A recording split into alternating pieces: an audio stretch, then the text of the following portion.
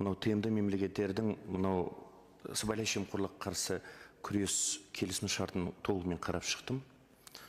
Әрине ол қажет сыбайлас жемқорлыққа күресте, бірақ та қатаң түрде шараларды байқамай отыр. Менде бір екі бапқа байланысты сұрағым туындайды. Бірінші, бұл 10-шы бап.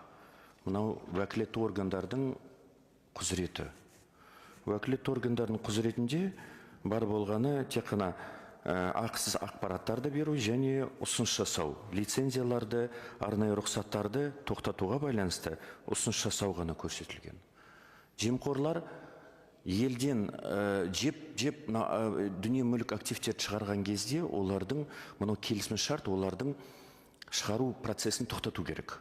Не себепті 10-шы бапта уақытша мүлкін арестке қою, не болмаса сыбайлас жемқорлыққа жаңағы күмәнді азаматтарды уақытша шығу, тмд мемлекеттердің шекарасынан шығуды тоқтатып қою, немесе банктік шоттарды тоқтатып қою сияқты нормалар, қатаң түрде шаралар жоқ. Мына келісім шартпен қарасаңыздар, былай айтарлықтай нақты қатаң шараларды байқамай отырмын. Ол бір. Және бұл келісім шарт